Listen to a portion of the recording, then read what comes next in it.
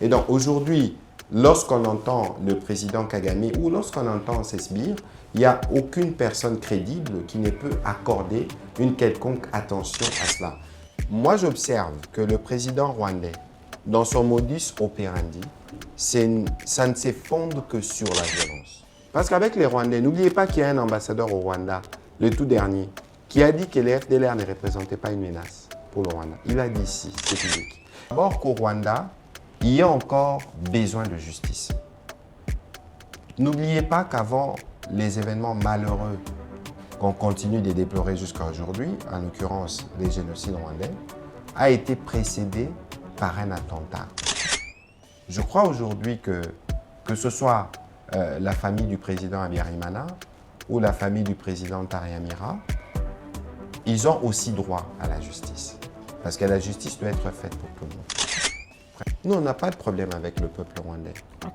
Il ne faut pas regarder, cher Ambroise, si vous avez des amis au Rwanda, il ne faut pas les regarder comme vos ennemis en pensant à leur président. Pas du tout. Parce que beaucoup de Rwandais sont aussi prisonniers du système mis en place par leur président.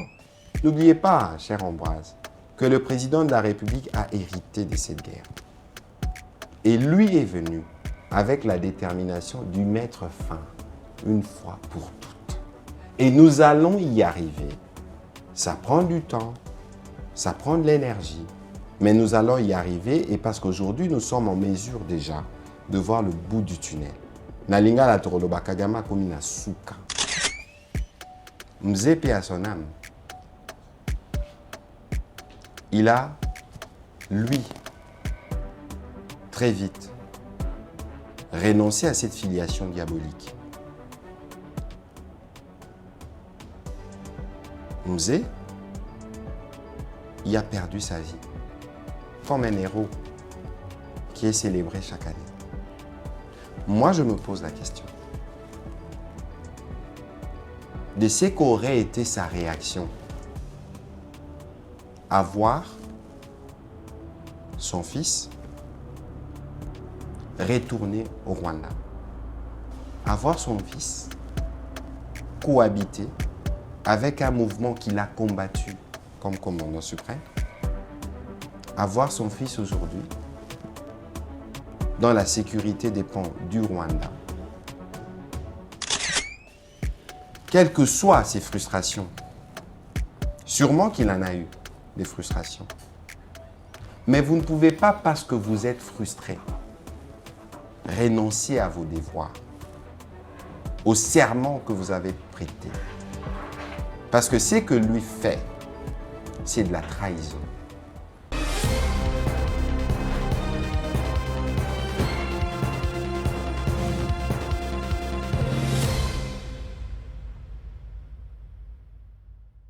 Parlons un peu du président rwandais Paul Kagame lors de la commémoration des 32e commémoration de génocide qui ont débuté le 7 avril dernier. Le président rwandais a fait un appel auprès des partenaires rwandais de rejoindre le Rwanda dans le combat contre l'extrémisme. Comment est-ce que vous jugez ce narratif du président rwandais en l'état actuel de relations entre la RDC et le Rwanda? Je ne sais pas, cher Ambroise, si aujourd'hui il y a encore quelqu'un qui accorde un crédit à ce que dit le président rwandais. Au-delà de personnes qui l'obligent à se lever lorsqu'il parle ou des personnes qui l'obligent à applaudir. N'avez-vous pas remarqué que le président rwandais, en tout cas depuis quelques mois, avec tout ce que nous avons déployé comme stratégie, à tout point, sur tous les plans, autour du président de la République, n'avez-vous pas remarqué qu'il a perdu totalement sa sérénité? J'aime à le dire et je le répète encore, quelqu'un à Kinshasa dirait qu'il est en mode pétage. Ça veut dire qu'aujourd'hui, il n'y a plus de crédibilité à accorder à sa parole parce qu'un président de la République, il y a bien de choses qu'un président de la République ne peut pas dire. Il a promis l'enfer à ceux qui pensaient à raison qu'il devait sortir ces militaires de notre pays.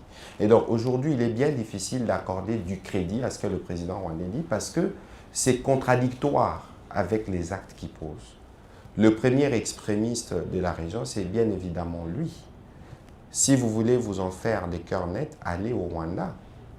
Même si au nom d'une prétendue unité nationale, il a supprimé les tribus, plus de Tutsis, plus de Hutus, plus de toi, mais de Rwandais. Regardez sa société, comment elle est stratifiée.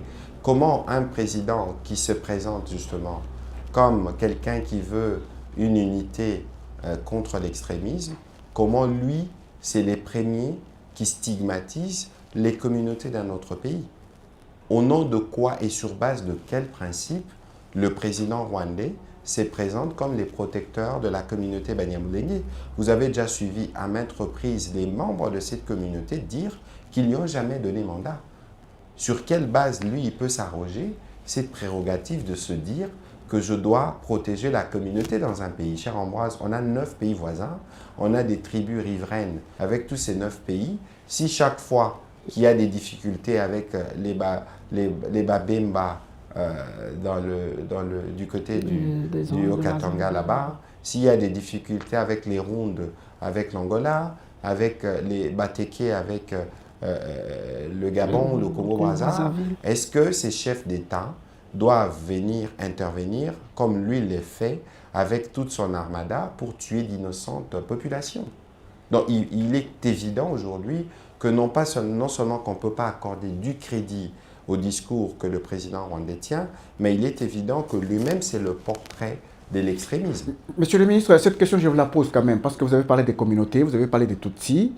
Il y a une vidéo de vous qui circule dans les réseaux sociaux où on vous entend dire, c'est une vidéo de Télé 50, on vous entend dire que les femmes de l'Est sont victimes des Tutsis, quelque chose comme ça. Est-ce que vous vous reconnaissez dans cette vidéo? Non, écoutez d'abord, j'ai parlé violence des tout types. Ah, tout type. Tout type. Et non Tutsi. Non, pas du tout. Okay. Alors, je veux revenir là-dessus. C'est pour vous donner justement une illustration de l'ampleur de la panique ou du désespoir qui règne dans le gouvernement rwandais, de manière générale. Comment quelqu'un qui se présente comme ministre de l'unité peut, lui, se référer... Vous savez, cher Ambroise, je ne sais pas dire si c'est ça, c'est ma 40e interview depuis le début de cette guerre. Je ne sais pas si c'est 200, si c'est 300. Donc, et comme vous pouvez être sûr ce soir que vous serez particulièrement suivi au Rwanda, parce que toutes les prises de parole de Patrick Muyaya sont scrutées. Parce qu'il faut à tout prix trouver de peau sur ma tête sans cheveux, comme vous pouvez le voir. Et donc, ils se sont inventés une histoire à renfort justement d'intelligence artificielle d'une armée de trolls pour venir tronquer la vérité. De toute évidence, nous, le président de la République, et ça repasse tous les jours sur la télévision nationale, est les premiers remparts contre toute forme de discrimination. Vous savez, nous sommes dans un pays où il y a 450 tribus. Moi-même qui vous parle, j'ai des origines Lualabès par ma mère et des origines kassaïennes par mon père. Donc nous sommes tous un mélange de toutes ces tribus, ce qui fait la diversité et la beauté de ce pays. Et donc aujourd'hui, que le président rwandais cherche la petite bête pour justifier justement son narratif mensonger qu'on a suffisamment déconstruit.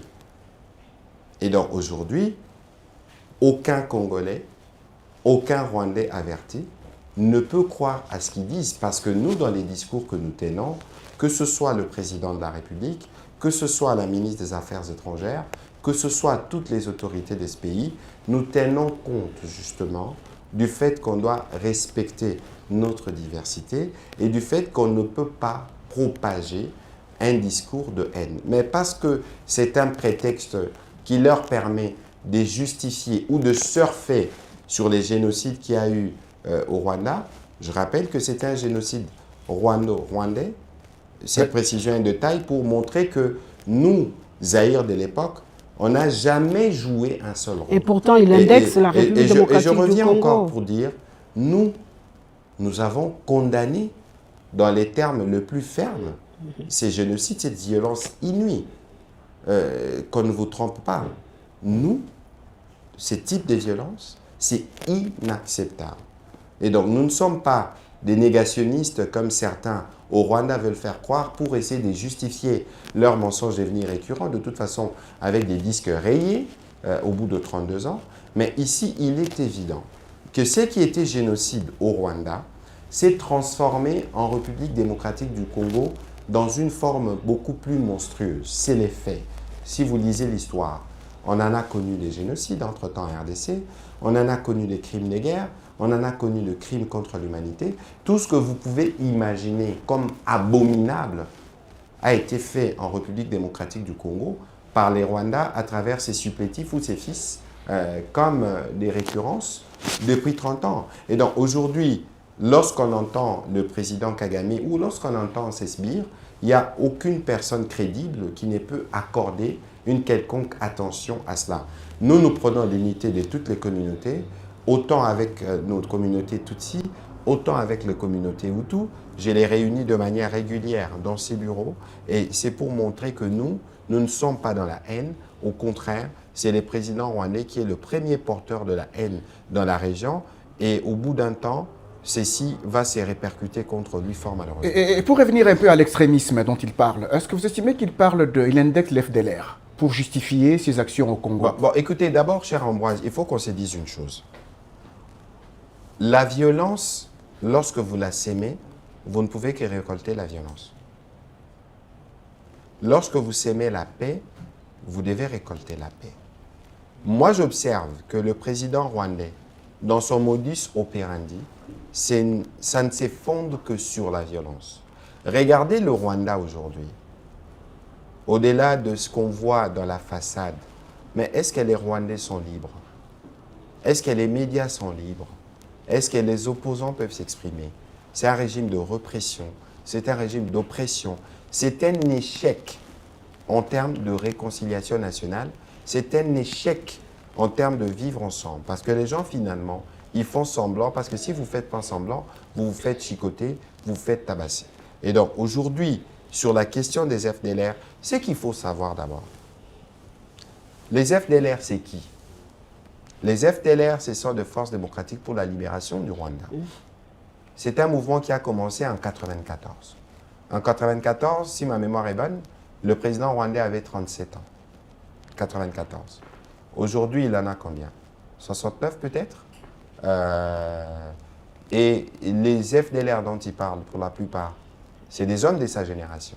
Alors, comment imaginer que depuis 32 ans, ces hommes sont toujours aussi forts et nocifs. Aussi forts et nocifs pour Monsieur le ministre, c'est un mot qui se trouve dans l'accord, dans les connotes. Je vais Monsieur arriver. le ministre. Écoutez-moi, je vais arriver. Parce que le plus important dans ces sujets, il faut qu'on arrive toujours à faire une petite pédagogie et rappeler un certain nombre de faits. Nous ne dénions pas l'existence à la République démocratique du Congo des ressortissants rwandais. Okay.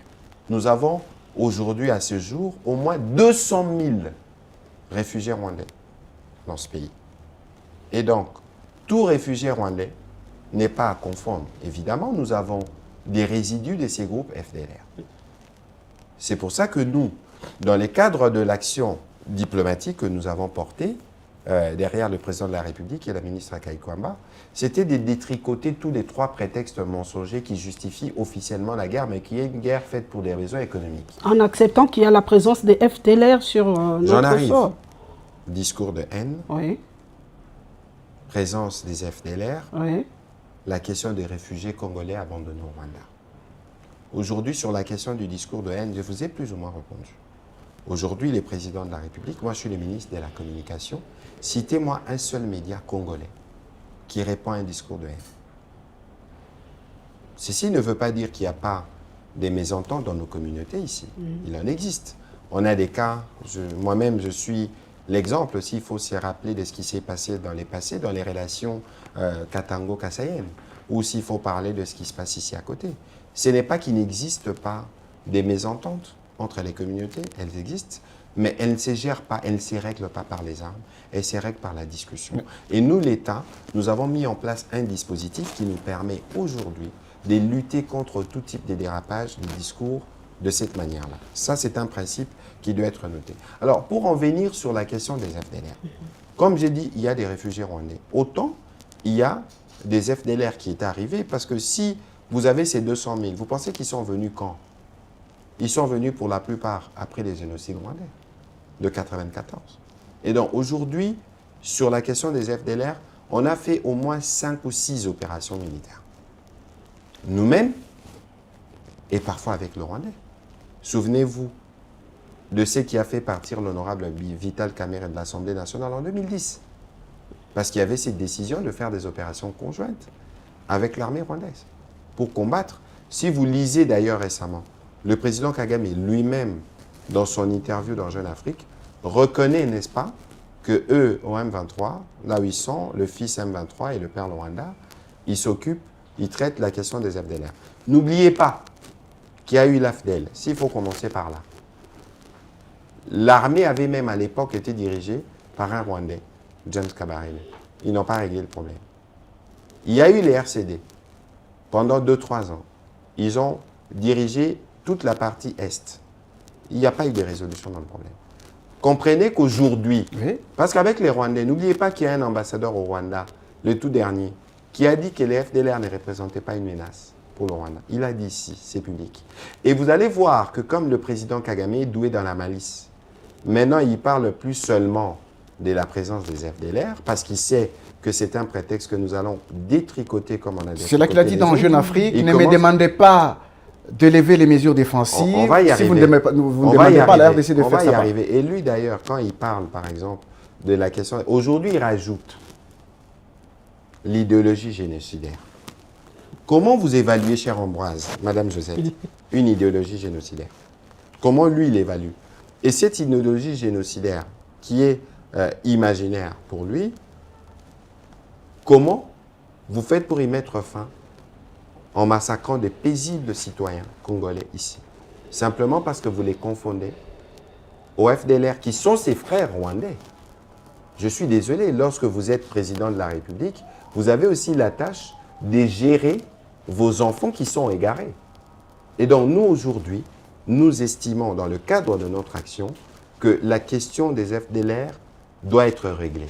C'est qu'il en reste. Mais nous observons aussi en pratique, et c'est acté à Washington, que la plupart des résidus de ces forces sont dans les parties du territoire sous occupation rwandaise. C'est que nous, on a convenu, c'est qu'ils doivent commencer à se retirer pour que nous puissions traiter la menace. Et traiter la menace, aujourd'hui, l'objectif, c'est lesquels? Parce qu'il est prévu de faire une forme de sensibilisation, parce que ce sont des gens qui vivent sûrement à des endroits où il y a des compatriotes, etc. L'objectif, aujourd'hui, c'est de s'assurer que leurs activités hostiles vis-à-vis de leur propre pays, en partant du territoire congolais, puissent s'arrêter et qu'ils puissent, eux, retourner au Rwanda. Le commencement de la Nous- neutralisation, monsieur le ministre. Mais je vais y arriver. Je vais y arriver. La neutralisation, c'est le point final. Ok. Mais il y a un processus qui doit arriver. Et nous avons pris cet engagement. Nous allons le faire. Parce qu'ici, il est question de débarrasser le Rwanda de ces prétextes-là. Ce sont des citoyens rwandais. Ils peuvent être réfractaires. Ceux qui seront réfractaires au processus, parce que ces gens-là, ils doivent faire la reddition. Ils doivent retourner au Rwanda. Même si on disait, on va faire des opérations, mais vous n'allez pas réussir à tous les avoir. S'ils ont des enfants, s'ils ont des membres...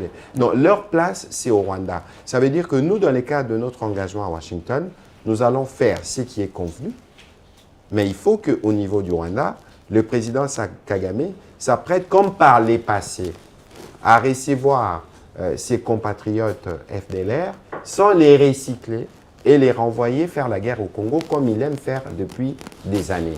Et donc pour nous, je tiens à rappeler ceci, ce qui a été prévu dans l'accord de Washington, nous allons l'appliquer pleinement pour nous assurer que nous avons débarrassé la région de ces prétextes-là.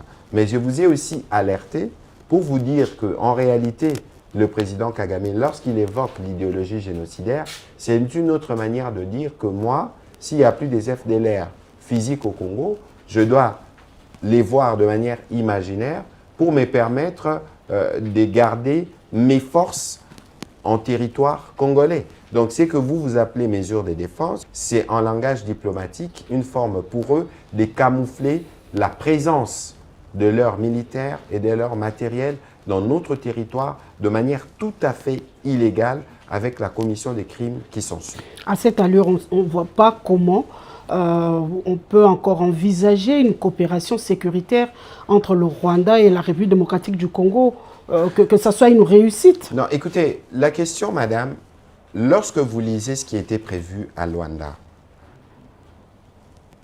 à la fin de la guerre, lorsque la paix sera restaurée, le Rwanda sera toujours là.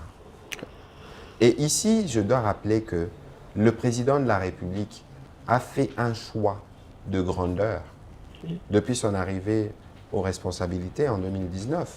Non pas parce qu'il n'était pas au courant du comportement du Rwanda spécifiquement, ce qui concerne nos minerais ou son attitude inutilement belliqueuse, mais parce que le président de la République, en exemple de leadership, connaît la grandeur de ce pays.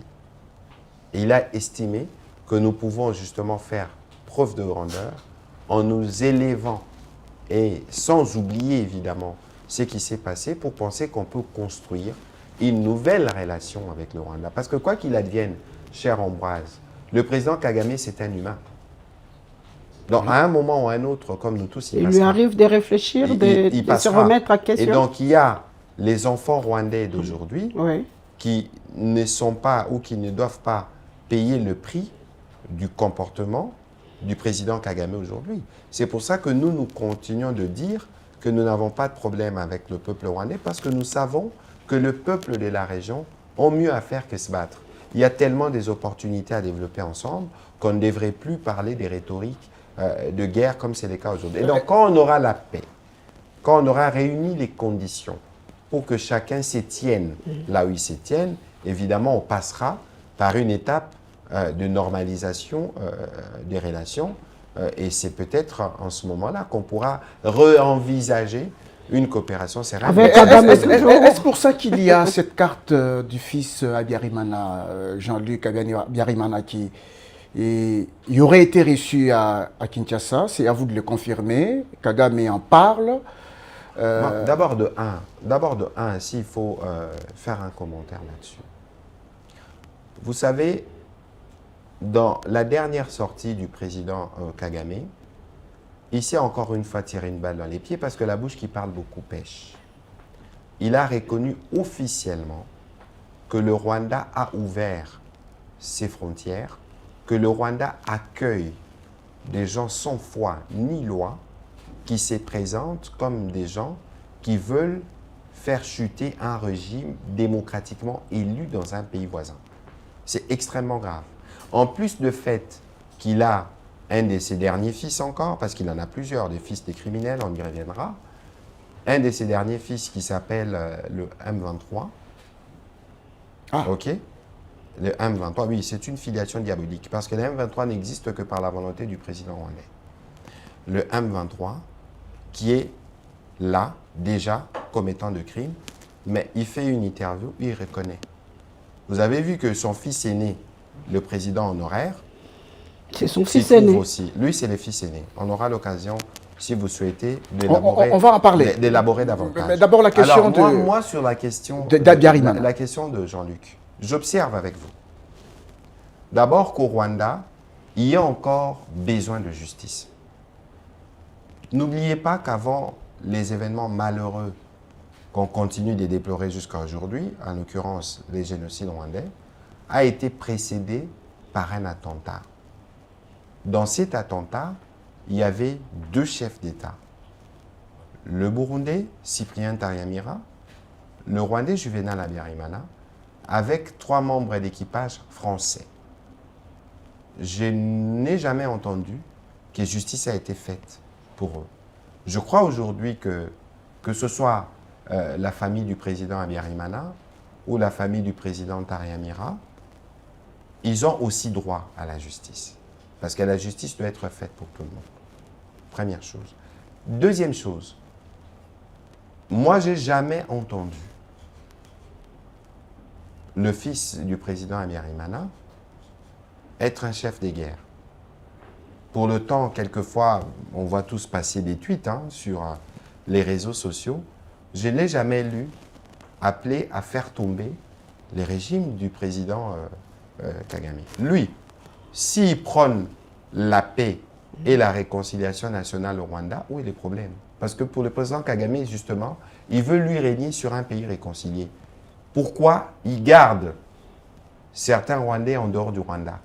Et pourquoi il veut priver à ces Rwandais la liberté de mouvement?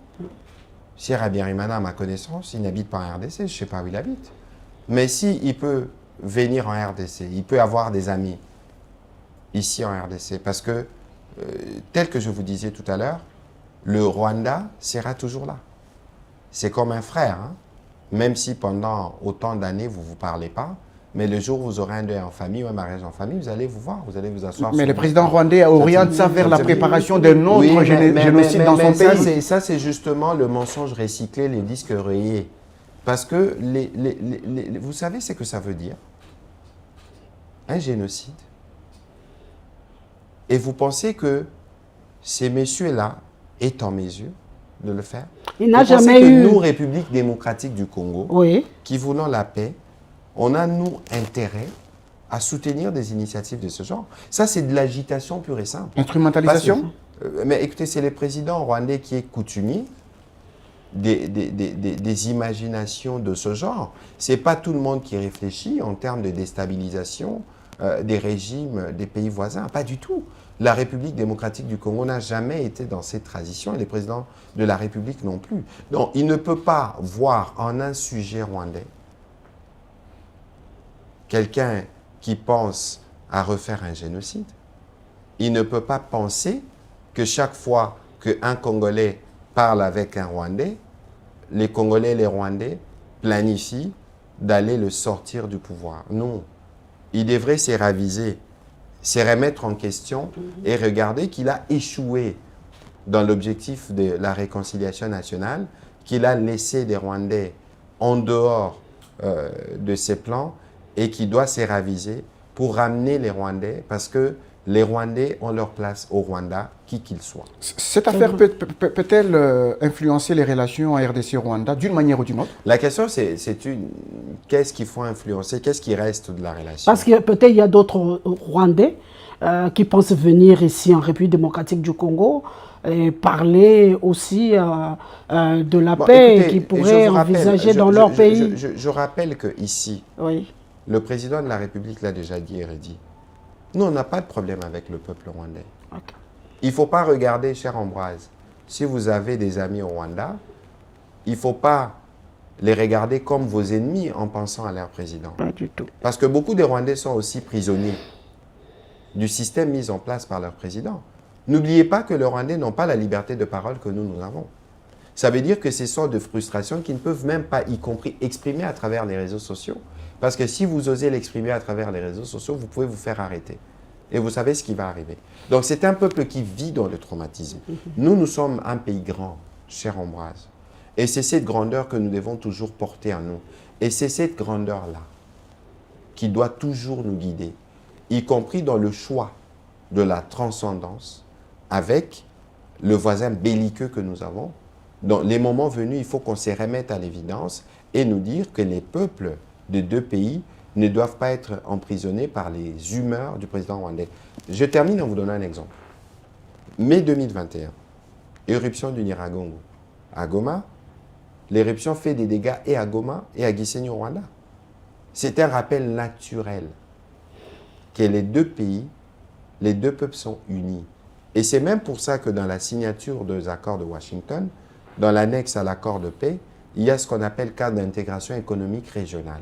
Parce que lorsqu'on aura fini avec les questions sécuritaires, lorsqu'on aura restauré la paix que nous voulons durable, on pourra parler d'économie et voir comment on explore ensemble les opportunités qu'il y a, comme nous l'avons avec d'autres pays voisins dans la région. Revenons un peu sur l'ancien président Joseph Kabila. Tout à l'heure, vous l'avez identifié comme le fils aîné du président rwandais, tout en sachant que votre narratif de père à fils a été aussi récupéré par le ministre rwandais des Affaires étrangères qui a qualifié la RDC de père, d'FDLR de fils.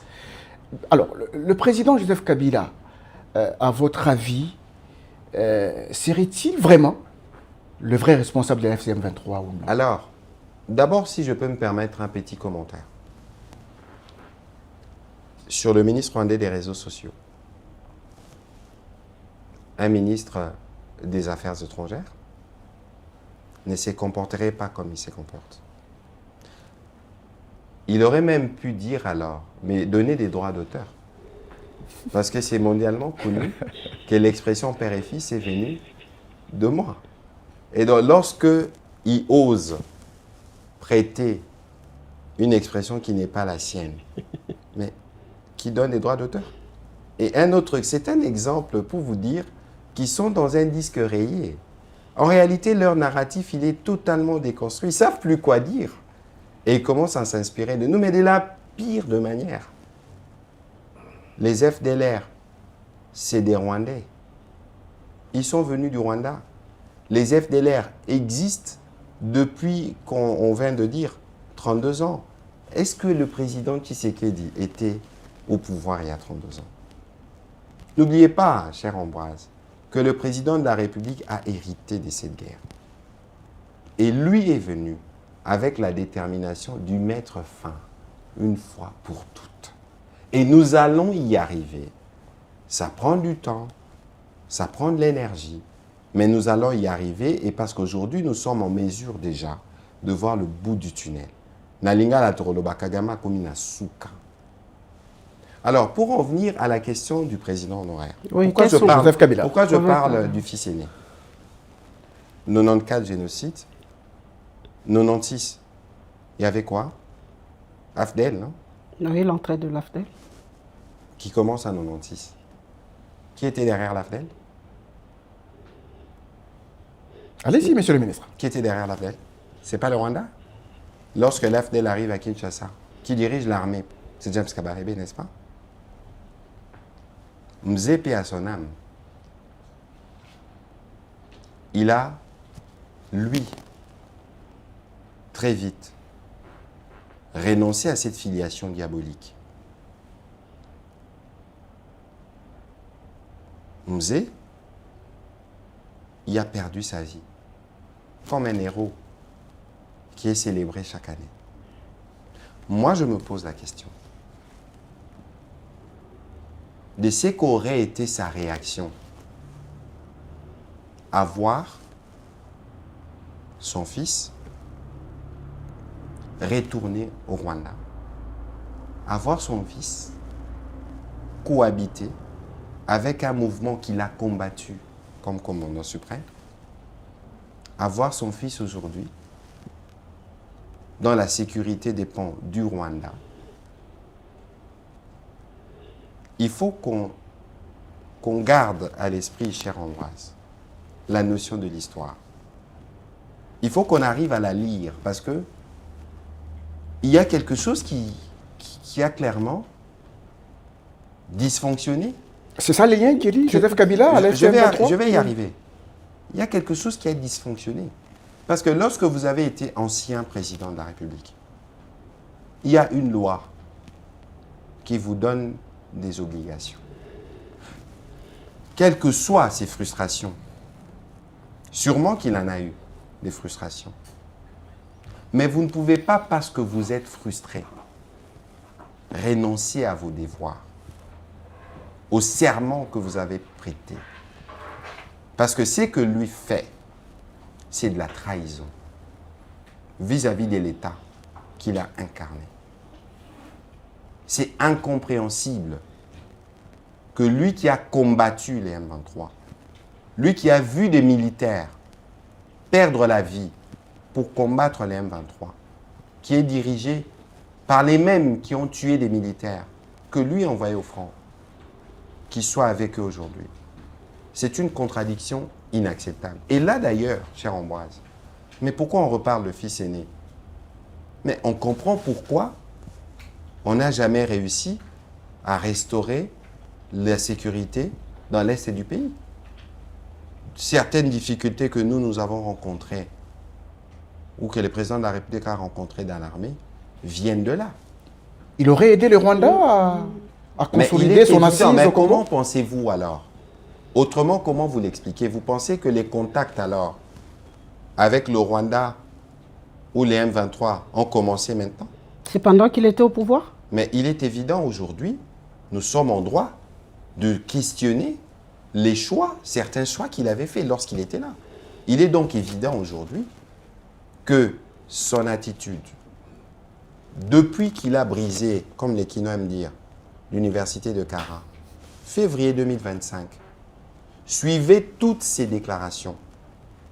Jamais il n'a condamné le Rwanda, qui est pays agresseur, reconnu. Si il ne veut pas se fier au service du pays ici qu'il a dirigé, mais il peut se référer aux différents rapports, Nations Unies, Union européenne et tous ces pays occidentaux. C'est évident que lui, de par ses discours, de par son attitude, c'est le fils aîné. Il vient même avant l'AFCM 23. Ah, il vient avant l'AFCM 23. Mais c'est pour ça qu'il est le fils aîné. Je vous ai rappelé le contexte de l'AFDEL. L'AFC M23, il y a d'autres fils, hein.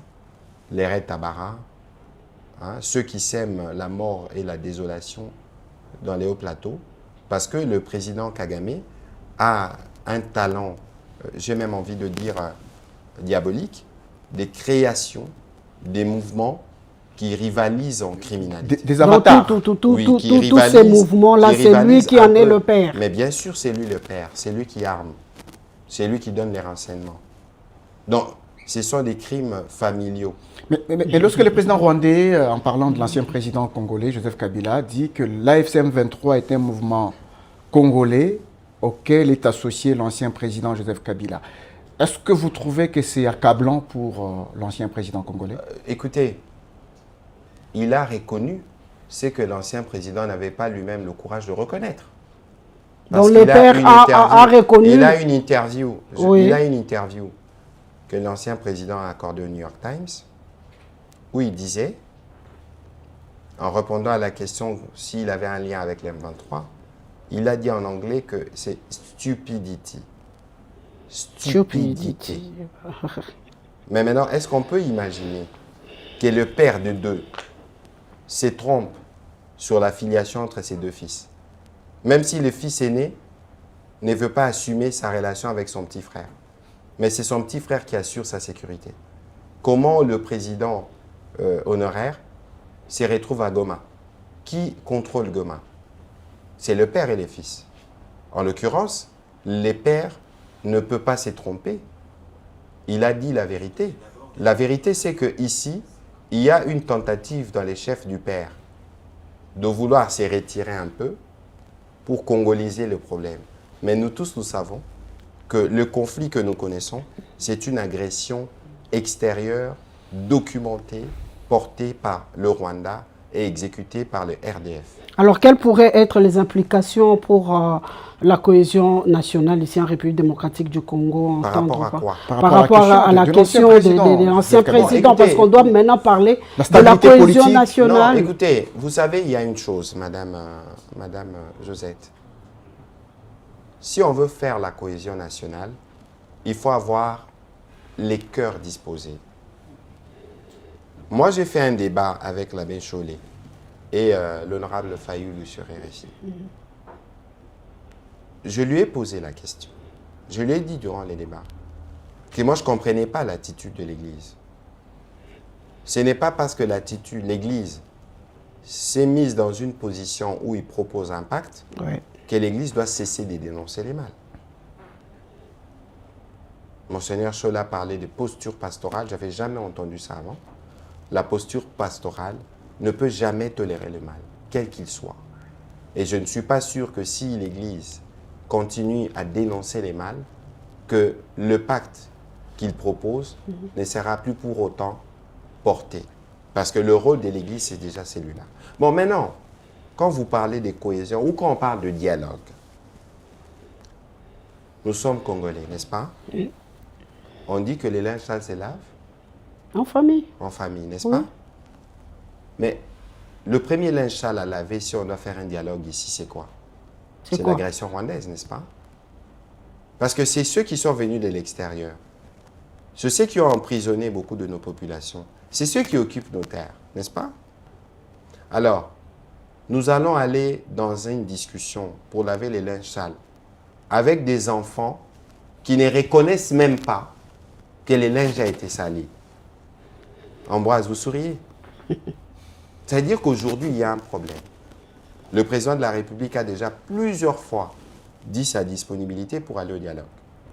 Mais on a besoin de faire ce dialogue avec des Congolais qui sont patriotiquement congolais, si je peux me permettre l'expression. C'est ça la condition. On doit faire les dialogues avec des Congolais qui sont dékagamisés. Ah, Vous ne pouvez pas amener, oui, vous ne pouvez pas amener les Congolais dans un dialogue entre Congolais avec un esprit kagamisé. Ça veut dire qu'ils seront là, mais ils ne seront là que pour écouter et être de traîtres au service du Père. Et c'est justement ça qui a fragilisé pendant longtemps notre armée. Et c'est justement ces comportements que nous ne voulons pas. Et donc, pour le dialogue qui viendra... Finalement, ils ne seront pas partie prenante. En tout cas, les uns et les autres, ce que je dis, ce que je vous dis me paraît logique. Vous et moi, nous partageons l'opinion que si on veut laver les linges à la famille, on doit être en mesure de reconnaître les mains. Les uns et les autres doivent se repentir et venir dans ces dialogues-là, le moment où il sera organisé, avec une idée, une seule, faire gagner les Congos. Vous savez, je terminerai par là. J'ai parlé tout à l'heure des frustrations qu'aurait pu avoir le président sortant. Mais il n'y a aucune frustration qui doit dépasser les serments que lui a signés. Rien ne peut expliquer que vous avez dirigé les Congos pendant 18 ans. Vous avez combattu les M23 à plusieurs cycles. Qu'aujourd'hui, vous vous retrouvez à table avec ceux que vous avez radiés de l'armée. C'est une contradiction qui est inacceptable. Pour le reste, il y a les travaux que le président Lorenzo fait dans les cadres du dialogue qui se prépare. Le moment venu, on verra ce qu'il en sera. Monsieur le ministre, le temps qui nous a été imparti est en train de finir. Il y a un débat au sein de l'opinion congolaise sur le dispositif d'accueil temporaire des migrants, des pays tiers en RDC. Que prévoit, monsieur le ministre, parce que nous sommes en face de vous, vous êtes porte-parole du gouvernement, que prévoit ce dispositif d'accueil temporaire des migrants? Bon, écoutez, il ne faut pas d'abord tomber dans les pièges des réseaux sociaux. Parce qu'il y a toujours cet effet d'exagération. Et vous savez, et moi je rigole tous les soirs, je vais dire ceci, je sais que les Rwandais qui suivront cette émission doivent savoir que je ne lis pas leurs commentaires. Vous ne lisez pas leurs commentaires? Pas du tout. Parce qu'ils n'ont qu'une seule chose. On qualifie ça de décharge migratoire. Je vais y arriver. Je vais y arriver sur la question. Mais ici, je parle de la pollution. Nos réseaux sociaux sont pollués. Heureusement que nous avons trouvé des remèdes, comme le poison rwandais. C'est connu, ce que nous appelons poison rwandais, c'est la désinformation. Toute l'invasion informationnelle que le Rwanda nous fait, aujourd'hui, nous savons le reconnaître. De manière désespérée, ils essayent de travestir mon expression qui n'a rien à voir avec le peuple rwandais, mais qui illustre les méthodes utilisées par le régime rwandais pour infiltrer les secteurs informationnels de notre pays. Nous allons y mettre fin. Et c'est en cours parce que les Congolais ont déjà compris qu'ils ne vont plus continuer à se prêter à ces jeux. Parce que nous sommes un régime démocratique. La guerre médiatique est ouverte. Non, elle n'est pas ouverte, elle est même finie. C'est-à-dire qu'aujourd'hui, il n'y a aucun Congolais qui n'a pas conscience de l'agression rwandaise. Il n'y a aucun Congolais qui ne sait pas que le Rwanda ment. Il n'y a aucun Congolais qui ne sait pas que le Rwanda, c'est l'empire du mensonge. Évidemment, il y a des défis qui continuent. Parce que si les Rwandais avaient une certaine sérénité, leur ministre des réseaux sociaux ne copierait pas mes expressions. Leur ministre des réseaux sociaux et tous les ministres rwandais qui se plaisent à me mentionner sur les réseaux sociaux, ils n'auront jamais de réponse de ma part. Au contraire, c'est illustratif du sentiment, du désespoir, parce qu'ils sont perdus. La vérité, nous l'avons. Et c'est la vérité qui nous permet de faire de progrès dans ces combats. Et c'est la vérité que nous avons amenée pour parler maintenant de la question des migrants. Nous-mêmes, nous avons fait un communiqué pour expliquer que nous allons mettre en place un dispositif d'accueil des ressortissants de pays tiers. En d'autres termes, qu'est-ce que ça veut dire? que la République démocratique du Congo va, dans un temps défini, accueillir des migrants qui vont venir des États-Unis, c'est des personnes qui seront en transit. Elles ne vont pas s'installer en République démocratique du Congo. Ce que nous allons faire comme opération sera totalement maîtrisé et sous contrôle. Cela ne coûte rien au gouvernement congolais. Mais pourquoi avoir accepté du moment où nous sommes en guerre? Non, ne mélangeons pas les choses.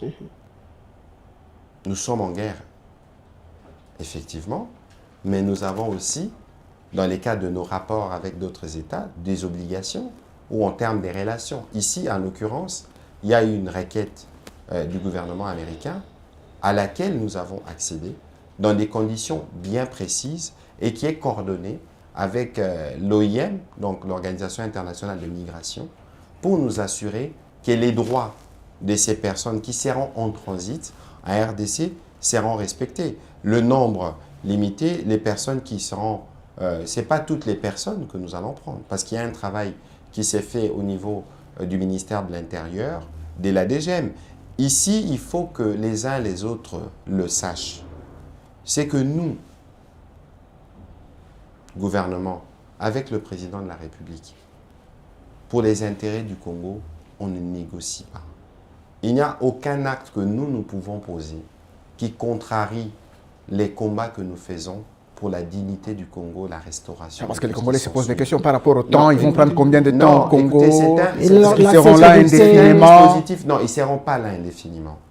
Ils seront là pour un intervalle de temps assez réduit.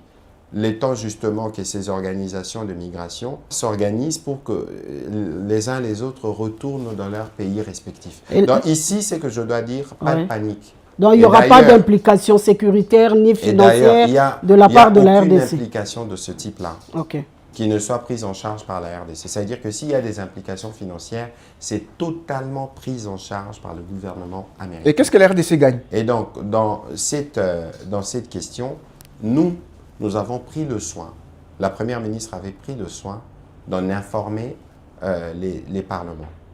Les deux présidents de chambre ont été informés de cette initiative qui va durer un intervalle de temps assez... Ça rentre dans le cadre de la coopération entre les États-Unis et la République démocratique du Congo, parce que Ambroise a demandé tout à l'heure que gagne la RDC. Ici, en l'occurrence, oui. Il faut savoir que nous avons des rapports diplomatiques avec les Américains qui sont antérieurs à ce que nous avons convenu. Ici, il y a eu un besoin à leur niveau de voir comment traiter cette question des ressortissants de pays tiers. Ils nous ont demandé, dans les cas de rapports diplomatiques, nous avons dit oui, pour un intervalle de temps précis, dans des conditions précises, avec les financements qui viennent avec de leur part, pour nous assurer que ceci ne nous perturbe pas et ne nous déséquilibre pas. Il faut que les uns et les autres puissent s'apaiser. Il faut que les uns et les autres ne tombent pas dans les pièges. Parce que vous avez vu cet accord, cher Ambroise. Il y a des gens qui ont dit que nous avons bradé nos ressources. Il y a des gens qui ont dit que nous avons signé des contrats pendant 99 ans. Vous verrez jamais. C'est pas repris ici. C'est pas repris, je vous conseille de le lire. Pourquoi? Parce que les gens pensent que c'est parfois facile de désinformer. Vous êtes spécialiste, vous êtes journaliste, cher Ambroise. La désinformation qui peut partir de vous devient forcément une information pour quelqu'un d'autre. Parce qu'en vous, Ambroise, on reconnaît une certaine autorité. Vous avez été formé, vous avez étudié, et lorsque vous donnez une information, les personnes moins averties se disent que M. Ambroise Mamba ne peut pas mentir. Mais il s'y trouve que dans le cas de la crise que nous connaissons, certaines personnalités congolaises, malgré leur parcours académique ou leur position, se prêtent volontairement au jeu de la désinformation. Pourquoi? Parce qu'ils ont des intérêts politiques à assouvir. Et nous, dans le cadre du travail que nous faisons, avec les médias, avec les organisations de la société civile, avec les fact-checkers, un type de journalisme que nous encourageons pour contenir et protéger notre écosystème de ces désinformations. Pour revenir aux migrants des pays tiers, Monsieur le ministre, qu'attendez-vous pour amorcer le processus de ratification de cet accord? Mais il n'y a pas de ratification à faire. Il n'y a pas un accord qu'on a signé pour... non, pas du tout. Ça veut dire que c'est une demande qui est venue dans les cas des relations. Nous avons pris le soin d'en informer le Parlement. Il ne s'agit pas ici d'un traité de paix ou d'un traité de commerce qui requiert une ratification au Parlement. Non, pas du tout. Nous avons tenu compte de tous ces aspects. Ici, vraiment, le message, c'est que les uns et les autres doivent nous faire confiance. Il n'y a aucun acte qui n'a été posé qui ne contrarie les valeurs humaines que nous devons tous promouvoir et protéger et qui expose, outre mesure, la sécurité des Congolais. Une question sur la francophonie, parce qu'on est presque à la fin. Une question sur la francophonie. On a candidaté au secrétariat général de l'OIF. Où est-ce qu'on en est, monsieur le ministre? Écoutez, notre candidate, Madame Juliana Lumumba, vous l'avez Elle vu, fait des tournées. elle était avec mon collègue délégué à la francophonie en train de faire de tournées. Ils ont commencé par les pays africains et ils ont commencé une étape européenne pour présenter le projet qu'elle porte. Et ici, il est évident que tout le monde le sait, que l'avenir du français se joue y compris en République démocratique du Congo. Nous sommes peut-être les deuxièmes pays en termes de locuteurs après la France, peut-être même le premier, je n'ai pas les dernières statistiques, mais la proportion de l'accroissement démographique en RDC fera de la RDC le pays où le français est le plus parlé au monde. Aujourd'hui, le français, c'est à peu près 396 ou 400 millions de locuteurs. La République démocratique du Congo représente les quarts, plus ou moins, et c'est un potentiel qui va aller crescendo. Ça veut dire qu'aujourd'hui, contrairement à ceux qui pensent, parce que je vois des commentaires dans ce sens, nous, on ne peut pas, que ce soit sur la question du français, que ce soit sur la question des critical minerals, des minerais critiques, que ce soit sur les questions du football, le Rwanda est un pays périphérique. Nous, on ne peut pas nous mettre en compétition avec le Rwanda sur ces sujets-là, très en bas de l'échelle. Donc aujourd'hui, il va de soi que la République démocratique du Congo, qui a présenté un projet qui n'est pas à réduire comme les autres veulent le faire, comme si c'était une confrontation, pas du tout. Nous, notre candidature, nous la portons une candidature de conviction et nous avons une candidate qui sait de quoi il s'agit, en plus d'avoir un patronyme des pères fondateurs. Et donc aujourd'hui, nous comptons justement à travers la campagne qu'elle fait, rencontrer les différents pays qui vont voter. Et en coulisses, peut-être le président de la République fait un travail aussi de la francophonie des peuples. Oui. Il faut s'assurer que les peuples francophones soient au courant de projets portés par notre candidate et de comment la République démocratique du Congo veut apporter sa part dans la réforme ou dans l'avenir de cette organisation qui nous relie autour de la langue française. Voilà, monsieur le ministre, nous sommes arrivés au terme de cette émission, mais je ne voudrais pas terminer cette émission sans pour autant faire allusion à cette qualification des léopards, 52 ans après cette qualification. Cette victoire est-elle symbolique et sur quel plan? Elle est symbolique sur tous les plans, j'ai envie de dire. En commençant cette émission, je vous ai dit pour la première fois dans l'histoire, on venait de mobiliser 1,250 milliards à travers des eurobonds. C'est vous donner une indication de comment la situation économique évolue positivement en République démocratique du Congo, malgré la guerre. Lorsque moi je parle du changement de narratif, voilà des actes qui vous prouvent que le narratif a été de changer, est en train de changer. Et la victoire des léopards, c'est le couronnement de plusieurs efforts. Dans cette victoire, cher Ambroise, qu'est-ce qu'il faut voir? D'abord, une célébration de notre unité. Regardez ces jeunes joueurs. Ils viennent de partout. Ils viennent du Congo central, ils viennent du Kivu. L'unité nationale. C'est l'exaltation de l'unité nationale, premièrement. Deuxièmement, c'est illustratif de notre esprit combatif. On a perdu en face du Sénégal ici, septembre, très triste. On était à 2 doigts de la qualification. Après, nous avons eu le Cameroun. Vous connaissez les Cameroun, de réputation footballistique. On a eu les Nigériens. Vous connaissez les Nigériens. On a eu la Jamaïque. Vous avez vu comment tous ces matchs se sont déroulés. c'est cet esprit des léopards que nous devons tous porter. Et c'est cet esprit des léopards qui nous guide. Et c'est pour ça que cette crise, cette guerre, qui dure depuis 30 ans, on va la gagner. On a attendu 52 ans pour arriver à la Coupe du Monde. Mais là, cette guerre, on attendra plus longtemps pour que la paix puisse être reconquise. Et c'est cet esprit qui doit tous nous guider. Savoir qu'il n'y a pas de fatalité en réalité. Le coup le plus important dans la vie, j'aime à le dire souvent parce que je suis amateur de golf, le coup le plus important dans la vie, c'est toujours le coup qui suit, les coups qui viennent. Ne restez pas sur un passé douloureux. Au contraire, utilisez ces ressources pour vous permettre de mieux construire l'avenir. Et c'est tout ce que nous faisons avec le président Tshisekedi.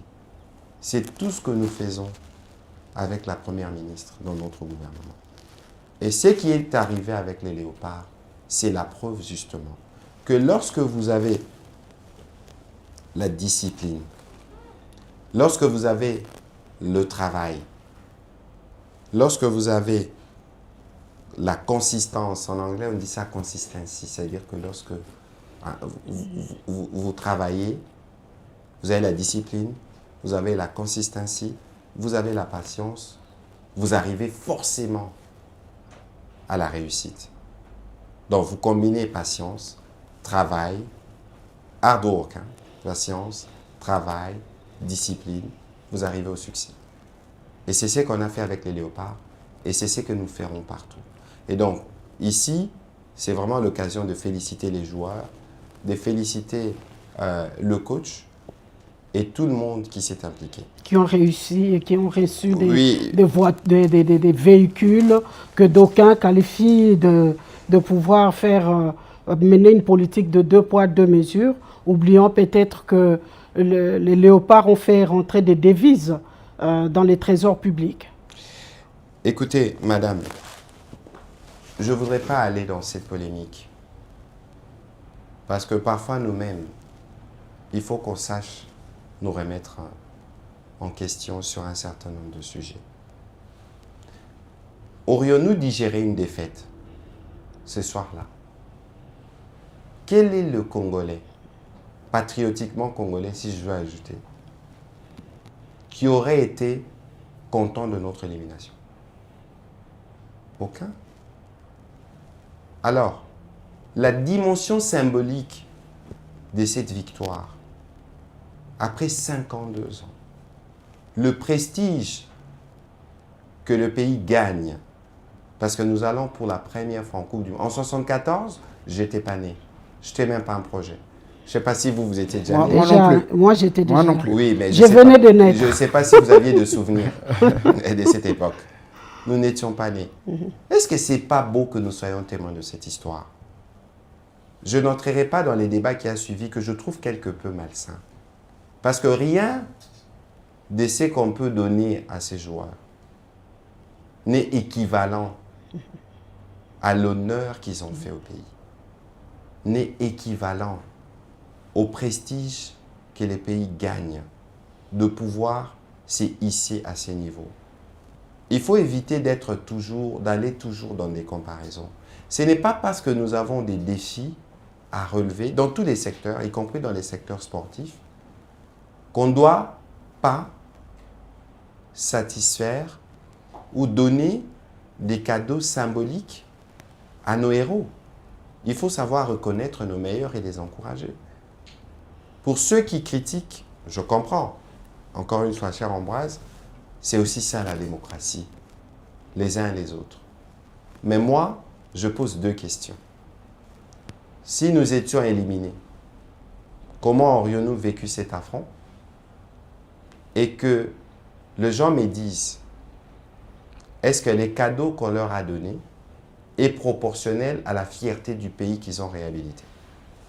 Voilà, la réponse est dans les questions que vous venez de poser. Monsieur le ministre, nous vous remercions d'avoir accepté de vous livrer à cet exercice. Dans tous les plans, nous avons balayé toutes les questions liées aux enjeux géopolitiques de l'heure. Et je crois que, bon, en ce qui concerne les briefings que vous organisez, vous avez dit tout à l'heure que vous allez recevoir le ministre des Finances, oui, normalement, pour vous parler. Voilà. Alors, nous pensons que vous avez pu satisfaire la curiosité de tous les Congolais qui nous suivent en ce moment et que les Congolais matures doivent apprendre à pouvoir suivre. Vous aussi, vous avez des expressions. Attention, les Rwandais vont vous les copier. Parce que votre émission sera tellement suivie qu'ils vont sûrement copier de vous. C'est pas plus mal, hein, pour autant qu'ils copient des bons exemples. Voilà, écoutez, merci beaucoup. Il y a toujours à dire quand il s'agit de la République démocratique du Congo. Mais au moins, il faut reconnaître au président de la République et à la Première ministre, à notre gouvernement de manière générale, cette disponibilité à toujours être présent pour répondre à vos questions, pour vous donner des éléments d'éclairage. Vous savez, le mot redevabilité a véritablement trouvé son sens. Et dans la démocratie, c'est même un profond sens de respect pour ceux qui nous votent, que d'être constamment devant lui pour lui dire les choses telles qu'elles sont, y compris lorsque les choses sont difficiles. Et c'est ça notre marque déposée. Et c'est ça qui montre aussi que le Congo, sous la direction du président Tshisekedi, est effectivement en train de changer.